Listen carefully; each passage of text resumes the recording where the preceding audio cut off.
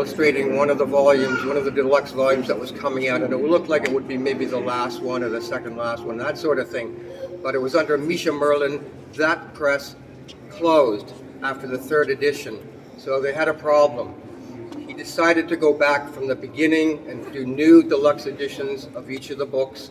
So I was given the Game of Thrones itself, the first book, and had a 3-year period when I produced 80 illustrations, some of which are here, most of which were in pencil, on tone paper, or just plain paper, helping me expand my pencil techniques, and I enjoyed that very much. It was a different kind of situation than the Tolkien art for me. We only needed 6 color pieces. This is one of them with, of course, Bran Awakening. Oh yes, but you should. One? Yeah. Yeah.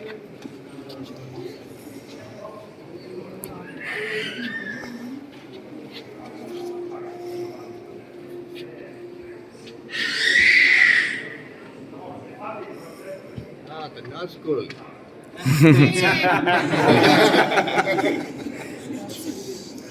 All right, we have a bit of an unusual piece here.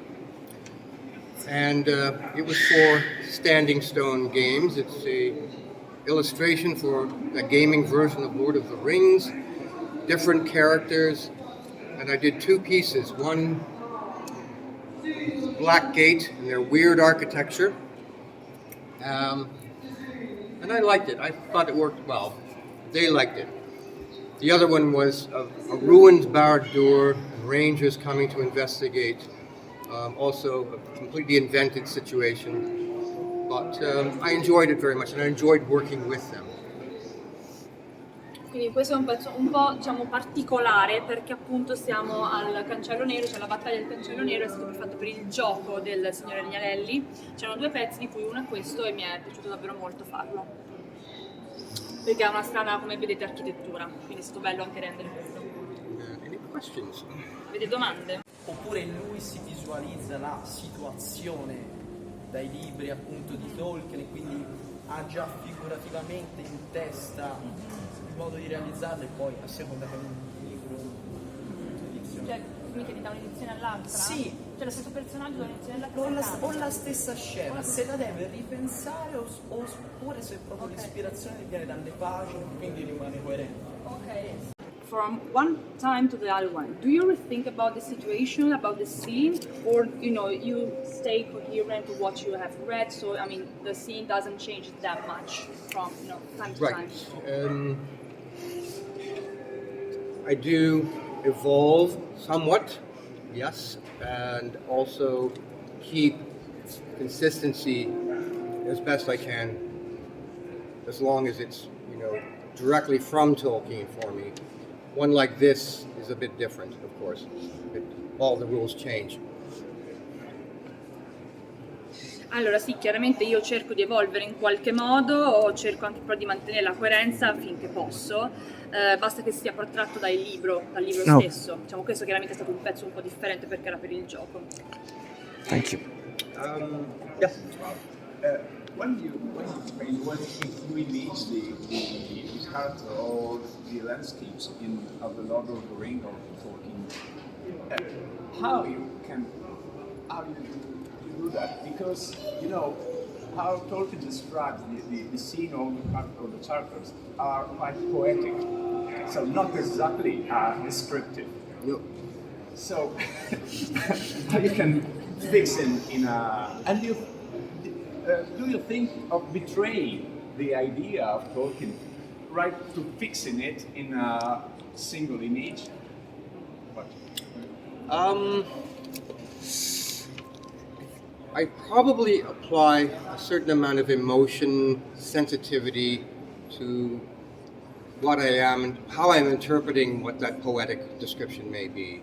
I mean, it allows me creativity as well. And if it's not what it should be, I will hear about it from people. But most of the time I've developed characters from the beginning according to my impression, and I've continued with that, modifying a little here and there with costume, maybe expression and other things.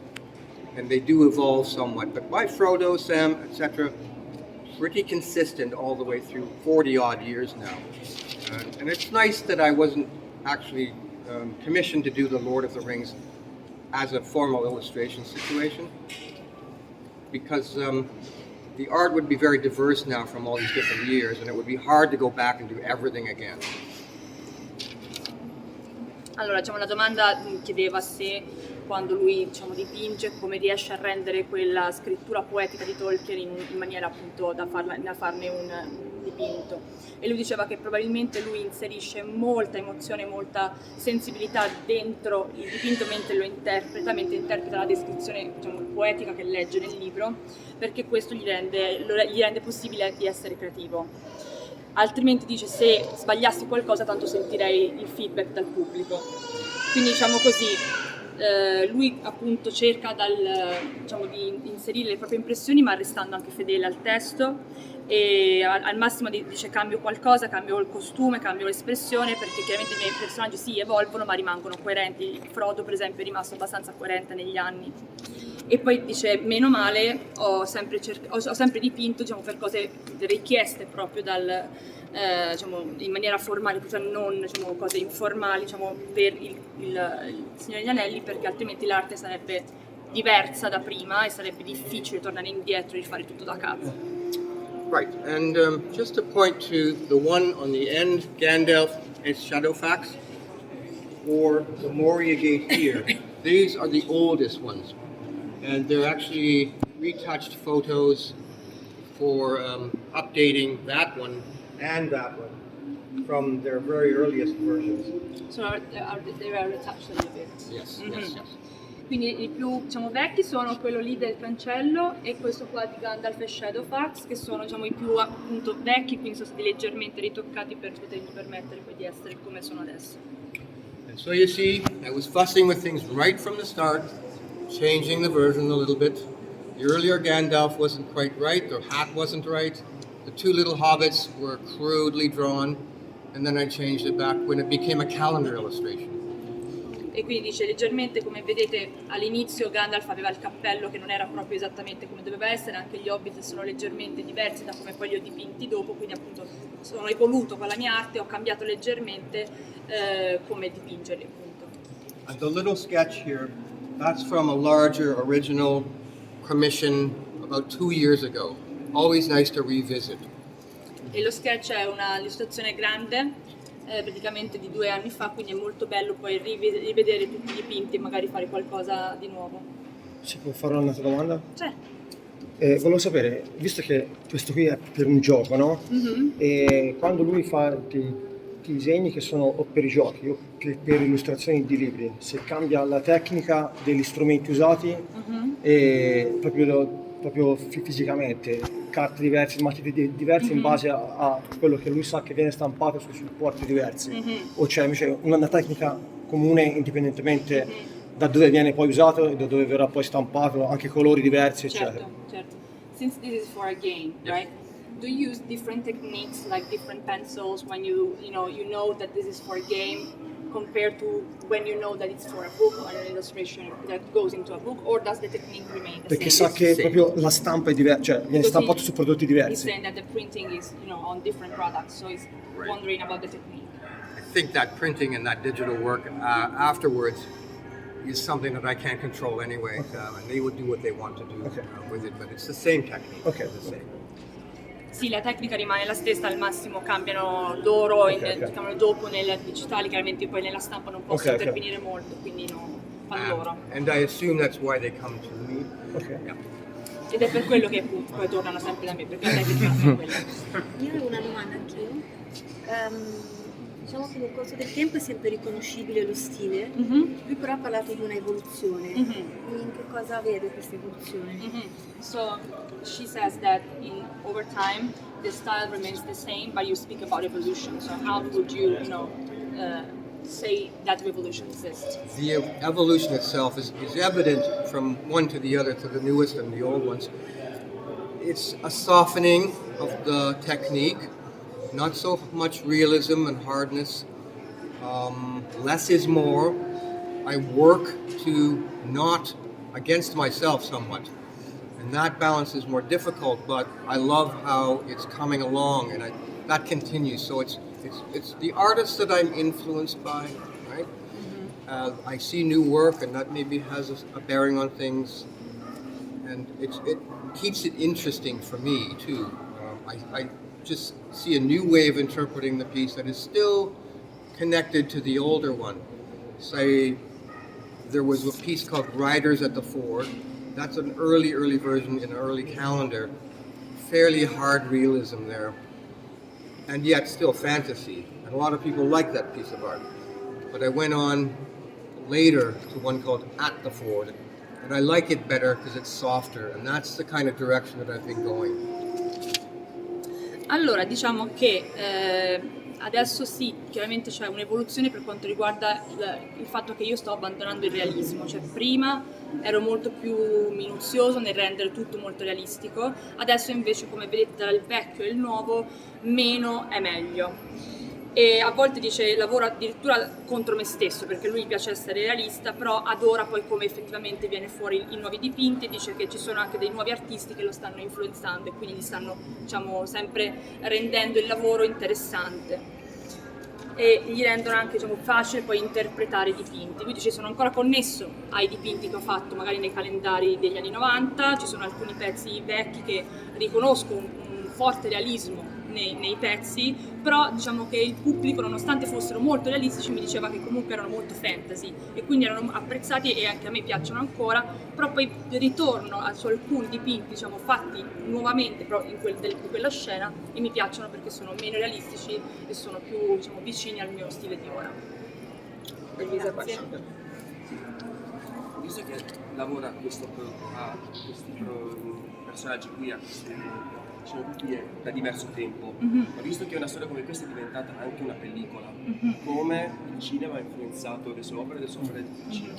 You've been working a lot on, you know, this project, on these books and everything, but then there were the movies. So how did the movies influence you, or how did you influence the movies? Well, I guess I did influence the film. Uncredited, but it's there, clearly, and other artists. And yes, you cannot ignore that the films gave us far more graphic information than we had before. Many things thought through: architecture, interiors, costumes, and of course characters. So I introduced some of that into my art gradually and subtly, I hope. And I'm certainly not, stealing from things, but you have to work with the organic situation you're in. And of course, I am like everyone in that way. Beh, sicuramente io ho influenzato i film, anche se non mi sono stati riconosciuti, non mi è stato riconosciuto ufficialmente. A livello invece contrario, quindi come il film ha influenzato me, beh, devo dire che chiaramente il film ci ha dato un'informazione grafica molto più chiaramente visibile, molto più toccabile di quello che avevamo prima. E quindi, diciamo, a livello di costume, a livello di personaggi, ci ha fatto vedere chiaramente qualcosa di diverso. E io ho cercato di introdurre qualcosa di quello che vedevo nei film gradualmente e spero in maniera sottile. Chiaramente non voglio rubare niente dai film, però ho dovuto chiaramente, sono stato proprio influenzato naturalmente dai film in qualche modo. Yeah? Do you want to... Vorrei chiedere, le architetture, come fa a studiare le architetture se le immagina con le descrizioni nei vari libri, oppure se prende come riferimento elementi architettonici di edifici realmente esistenti? So concerning the architectures, do you imagine them while you're reading the book, or do you see something in the real world and you get something from it to beneath it? Well, yes, I borrow from the real world architecture for sure, and I do it afterwards. I mean, I don't have a strong concept at first. Some of that has, of course, evolved as well over time. Minas Tirith is not all white. I read Tolkien, it says black outer wall, which is odd, and it doesn't really look good. But you have to work with sometimes So I do an accurate version in one painting and an inaccurate version in another painting. And we'll see a bit more about that here. Sì, allora diciamo che chiaramente prendo ispirazione anche dal mondo esterno, dal mondo reale, perché a volte magari Tolkien descrive questo muro esterno nero che nel dipinto non è molto bello da vedersi, quindi magari faccio un dipinto diciamo accurato per il libro, quindi con un muro nero, ma poi magari ne faccio un altro inaccurato con il muro bianco.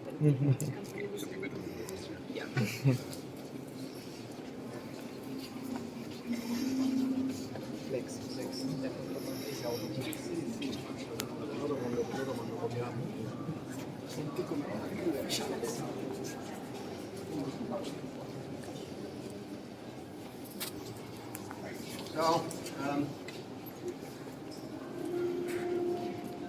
this is the second version of Glittering Caves. First one was in a calendar in 1990 possibly, or 92. When I did those calendars, by the way, I got, again, carte blanche to do whichever scenes I wanted, and in whatever order, and they were good with that. So it was a happy situation for creativity and the time it takes to do a good job on something. Allora, questa è la seconda versione delle caverne scintillanti, delle grotte scintillanti, che la prima è stata inserita in uno dei calendari degli anni 90, circa 90 o 92, e quando facevo i calendari anche le scene mi permettevano di farle come volevo, nell'ordine che volevo, e quindi erano felici loro di questo, che io potessi essere creativo, essere me stesso, poter includere quello che volevo, e quindi anche per me poi era bello poter essere creativo come riuscivo e come volevo esserlo. So it's an example of how over time I come back to the same subject with new ideas and maybe a sense of, oh, I can improve on this, or I have a stronger impression of how I want to do it now with new technique. And so Pillars of the Kings or Sentinels of Numenor, whatever we call that, 4 versions I believe, and each time I'm struggling with, how would we do these great monolithic statues in a way that is believable. I don't even believe the ones I did myself sometimes. That's pure fantasy, and it's like a dream, sort of. But then, what would really be possible? The film, again, can show you something about that as well. And Minas Tirith, 3, 4 versions of that. Rivendell, 5. I'm on the 5th one or 6th one now. A large work for a private commission. It's coming along very nicely indeed, and I'm very happy with it. And it's a looser, sort of more painterly style. But we see Gandalf, the dwarves, coming up the valley from, a homely house. We're looking back westwards. That's the first time I've done that, and it's a very interesting take on Switzerland's Letterbrunnen Valley, which has influenced my ideas of Rivendell, of course. I've been there twice now. And that's another thing that's been exciting. It's been adding to what I do, more knowledge of where Tolkien had been and what influenced his ideas himself. So that's pretty cool. Allora, quindi questo è un altro esempio di come effettivamente sono tornato su alcune scene, le ho appunto modificate dalla prima versione che era uscita nel calendario, quindi ritorno su queste scene già fatte, inserisco nuove idee, le miglioro e chiaramente uso anche nuove tecniche. Per esempio nelle statue di Numenor ci sono 4 versioni, era difficile renderle in una maniera che fosse credibile, a volte non ci credo nemmeno io che siano effettivamente così, ma cerco di lavorare nel modo che rendo credibile tutto quello che dipingo. E poi chiaramente il film ci aiuta a vederle, no? Non più a immaginarle. Per esempio di Riverdale ci sono adesso già 5 versioni, ne sto facendo un'altra per commissioni private, sono molto contento del risultato. E poi ci sono altri anche quadri che lui ha citato su Gandalf e i nani che vengono fuori dalla valle. Diciamo, lui è stato in Svizzera dove era stato Tolkien, quindi lui vuole ripercorrere anche i passi di Tolkien e vedere cosa lo ha ispirato poi per scrivere i testi, quindi lui vuole tornare per vedere anche lo scenario vero, quello che effettivamente ha ispirato anche lo scrittore. posso una domanda? I would ask you about a letter that Tolkien wrote you, and if you can tell us something, and also about work with Alan Lee and John because of work on Unfinished Tales. So, how are your relationship or your influences? Right. He's asking about the letter that J.R.R. Tolkien wrote to me back when I was 17. I was just in the last year of high school as an art student. And I had sent photos, snapshots of very early pieces I'd done. One full sort of original, The Unexpected Party, Bilbo on the table with the dwarves and Gandalf. And he commented that Bilbo looked a little too childlike, which was important information that, you know, you go back and read the book, oh, okay, yes, it's not quite like, you know, little kids with, you know, hairy feet. But at an age like that, starting off so full of inspiration, it was, of course, very important to me. And I carried that with me, and I have a very fond memory of that lost letter now. And the working with John Howe and Alan Lee, very easy to do, of course. We have very different techniques. My editor at HarperCollins, he kind of put me in the lead as far as which choices of illustrations, and we all made first, second, or even third choices of the subjects, and then we worked out who would get what, and I was very happy with what I had. Especially, I said, please give me the Gondolin amid the snow, because that was such a revelation to realize that in Unfinished Tales, it is all snow. Unlike Silmarillion, green field, which doesn't make any sense, because it's winter. However. Sì, allora la lettera che mi ha inviato Tolkien, io avevo 17 anni, ero all'ultimo anno di superiori, studiavo arte ovviamente, e gli avevo mandato alcune foto dei miei primi dipinti, di cui uno era la festa inaspettata, quella con Bilbo, e Nani e Gandalf, e lui mi rispose dicendomi che Bilbo sembrava quasi un bambino. E questa informazione per me è stata importantissima, perché poi sono tornato, ho riletto di nuovo quella parte e mi sono detto, ah, è vero, non sono bambini con piedi pelosi. E diciamo così, iniziare già giovanissimo con questa ispirazione mi ha aiutato tantissimo poi a sviluppare il mio stile, e ho ancora un bellissimo ricordo di quella lettera, che però adesso purtroppo è andata perduta. Per rispondere alla seconda domanda, lavorare con John Howe e Alan Lee è stato molto facile, chiaramente avevamo tecniche diverse. Alla HarperCollins mi avevano reso quello che doveva decidere più o meno chi prendeva cosa, chi dipingeva cosa, e io sono stata molto felice con quello che è toccato a me. Io volevo assolutamente fare Gondolin nella neve, perché nei racconti incompiuti perlomeno Gondolin è sempre nella neve, a differenza del Silmarillion, quando è inverno è tutto in verde, e quindi non ha senso. In the summer of 2019, I was attending Tolkien 2019 50th Anniversary Tolkien Society. I was a guest. Alan Lee was there as well. He came up to me at one point in the bar and he said, I think we're going to be working together. Now, I knew Unfinished Tales was kind of in the works, possibly, but I didn't have it confirmed yet. So I kind of knew what he meant about that. And about 2 months later, it was like, yes, we're confirmed. So that was cool. So that one there is from that book. There's a second version of that one, a chance to do it again. Didn't like the first version. And this one was the first version of this, but it was a chance to do Galadriel in a place not in Lothlorien. It was Celeborn, in the north, so rather. And I did tell my editor, this Rings of Power is coming out soon. There's going to be interest in the Second Age.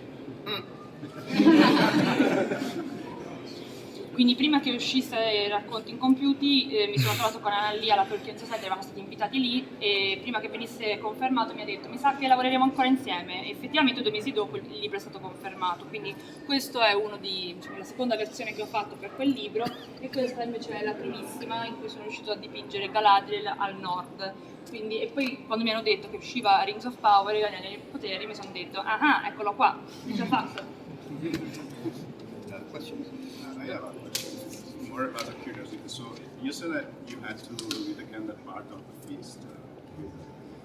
Could curiosity is, how many times have you read the books about Tolkien? I may have read Lord of the Rings twice through, proper front to back. The rest of the time, it's just like going in and looking again, studying the passage, asking my consultants, my trusted friends, what they think about the deeper meanings and other references and other things so that I can get it right as best I can. He started off golden-haired, as you see, and then my alert friend in Manila said, he's silver-haired, you know that.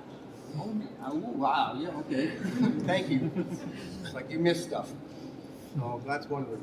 Allora, diciamo che il Signore degli Anelli l'ho letto per bene approfonditamente 2 volte e poi torno sui passaggi, torno sulle scene per studiare, a volte chiedo anche aiuto ad alcuni amici, ad alcuni consulenti diciamo fidati, cosa ne pensano, alcuni riferimenti per azzeccare esattamente quel passaggio.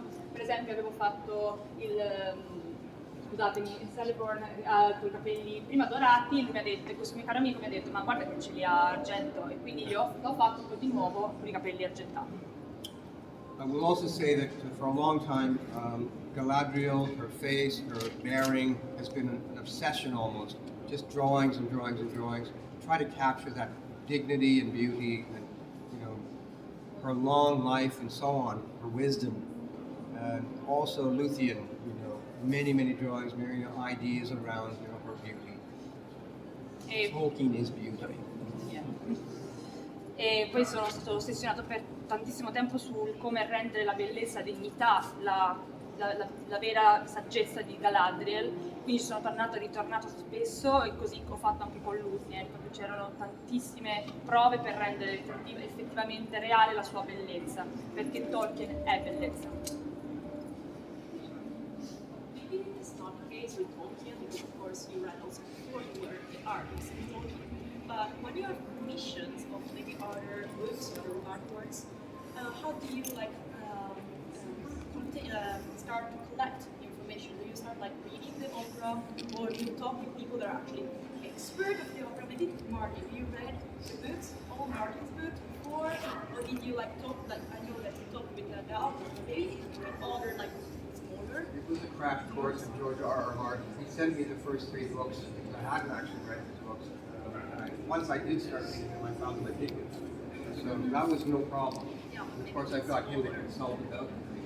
So that was no problem in that case. And in other cases, if it's just the cover page, I'll try to get as much information as I can. Of course, you're talking about it with either the publisher or the author. And in a case, a couple of them down here, which are covers for a series called Perilous Quest of Lioness. I'm working with the editor, who is an author himself, Mark Seabank, and that's been very productive. And there will be, I think, fully 12 volumes at the final end of that. It's individual. Each one is individual. Beh, diciamo che è un lavoro un po' individuale, per esempio con Martin, lui mi aveva inviato 3 libri di Game of Thrones perché io non li avevo mai letti, poi quando ho iniziato non riuscivo più a smettere, quindi quello non è stato un problema, e in più comunque riuscivo ad avere delle consulenze su come rendere il tutto.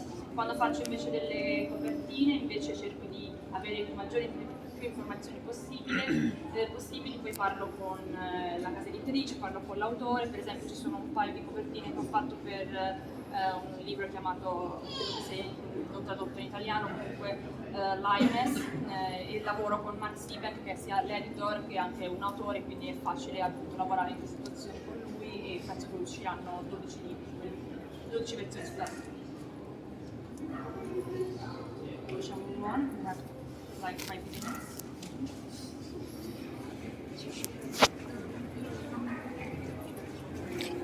Vale, 5 minuti. 5.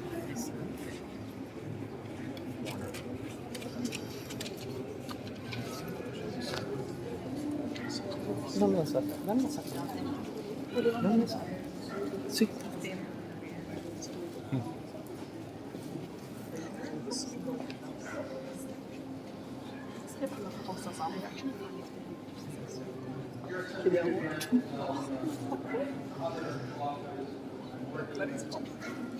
Lion Shoot.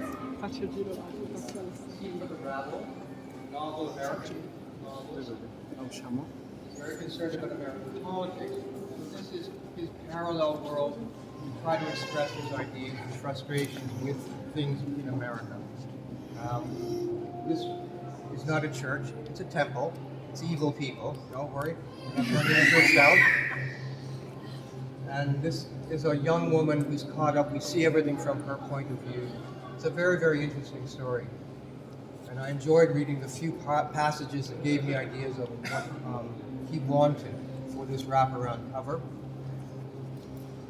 Quindi questi sono alcuni esempi di altri autori con cui lavoro. Questo è diciamo la copertina o comunque un dipinto che ho fatto per questo scrittore che si chiama Ryan Schutt, che scrive di politica, cioè o meglio, lui si preoccupa per la situazione attuale della politica americana e quindi diciamo, scrive per raccontare le sue idee, la sua frustrazione le inserisce nei suoi romanzi.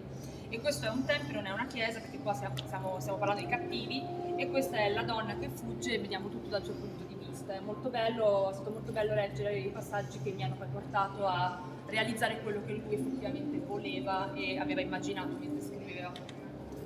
Two here are, of course, the ones I mentioned for the perilous quest of lioness. Gives me some interesting imagery and a different world, of course. So again, working with the author, the original author of Perilous Quest of Lioness was William Sargent, professor of geology in Saskatchewan, Canada, who's now the late William Sargent. And 4 of those volumes were published in the original versions in the 90s, sank like a stone. The language far too stilted in the 19th century, and he was into this sort of H. Rider Haggard thing, I'm not sure. Mark Seabank has been brought in to make them readable because they're great, intriguing stories, full of suspense and adventure, and the man managed to ruin it. So Seabank is saving it. And he's under contract with Golands in Britain, so we've had these two books published so far, out of a possible 12. Quindi come vi dicevo, sono le copertine che ho fatto per l'autore che dicevo prima, per i libri di Lioness, e appunto è un mondo molto diverso da quello con cui sono abituato a lavorare. E l'autore originale che li aveva scritti si chiama William Sargent, che era un professore di geologia, adesso è defunto, e lui aveva pubblicato all'inizio degli anni 90 4 libri, però aveva un linguaggio, cioè i libri avevano un linguaggio molto difficile da leggere, quindi non sono piaciuti, e poi hanno chiamato Mark Seabank, che era quello di cui vi parlavo prima, per renderli leggibili, facilmente leggibili e scorribili, perché le storie sono belle, c'è pieno di avventura, di suspense, e quindi finalmente qualcuno li sta rendendo accessibili a tutti, diciamo, dal punto di vista della lettura. E queste sono le copertine che abbiamo fatto per 2 libri, appunto ne dovrebbero uscire altri 10, quindi 12 in totale. This here is my son. Quello Modeling for me at about age 8 or 9. And I've done a lot of cover art for young readers' books, novels. Invece ha detto prima che i libri di questo scrittore qua sono abbastanza difficili, no? Viene influenzato lui da questa difficoltà nella lettura, visto che c'è i suoi risultati, si rende conto di... So are you influenced by the difficult language of William Sargent? Did you read William Sargent? I didn't have to read his prose, I don't think. It was mostly working with Mark Seabank, who is a very good friend of mine and a very good author of his own fantasy. We've been friends for over 20 years, maybe 30 years now. Beh, diciamo che ci sta pensando appunto questo mio amico che è Mark Seabank, quindi non ho potuto leggere l'originale proprio perché ci sta pensando lui nel renderli scorribili, più accessibili. E invece la lettura di Game of Thrones o la visione delle serie ti porta al lettore o chi lo guarda a schierarsi, no? Con una casa piuttosto che un'altra. E lui si schiera e pensa di rispecchiare questo schieramento nei suoi disegni. Cioè books or watching Game of Thrones, you know, the series, you kind of, you know, choose a side. So which house do you like, if there is one? Stark. Stark. So you prefer to draw Stark than Targaryen, or? Well, the drawing of them is equally interesting, actually. Capturing But Caitlyn. at the final result, you look at the Stark drawing, or? As long as it I looks like like this one. that person that ought to look. His descriptions are wonderful, of course. Yes, good bad character in between is no problem. They're always interesting to me. And Caitlyn, capturing her, this troubled woman, all the stuff that's going on in the past, the dynamics of the relationship with the Red Keep, the throne, all of that I tried to put into her. So I took my time. I did several versions in some cases before I was finally happy with the family and all the viewpoint characters. Dany, she's only 13 in the books. Sansa, 11. Arya, 9. They're much younger in the actual book, so you have to. It's very different to look at a 9-year-old versus a 12-year-old. Yeah. Sì, diciamo che più o meno come a livello di disegno è bello farli tutti. Per esempio sono stato molto interessato a Caitlyn, quindi alla sua vita passata, ho cercato di riprodurla in maniera appunto in molte versioni e finalmente poi piano piano dopo tante versioni sono riuscito a ottenere una versione della famiglia che mi piacesse, ma parliamo anche solo dei libri. Per esempio Daenerys aveva 13 anni, Sansa 11 e Arya 9, quindi insomma è difficilissimo ritrarre una bambina di 9 anni e è difficile anche poi, o meglio, si vede anche la differenza con qualcuno che è più grande. Yeah. Vuole fare un selfie con me? Sì. Sì, adesso fai il selfie. Adesso fai il selfie. Do you want me to take the picture?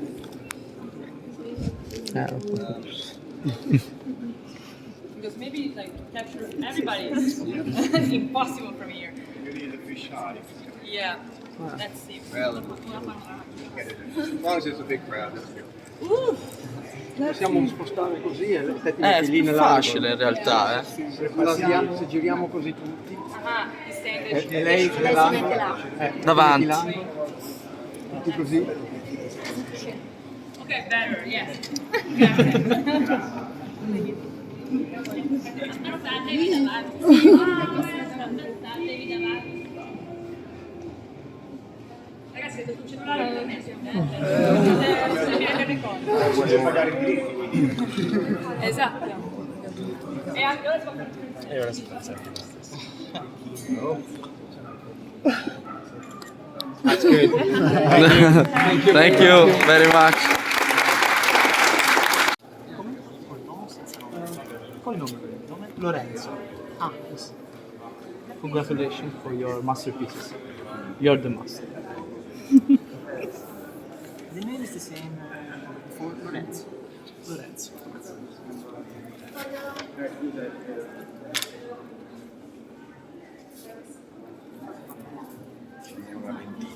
Sì, anche io.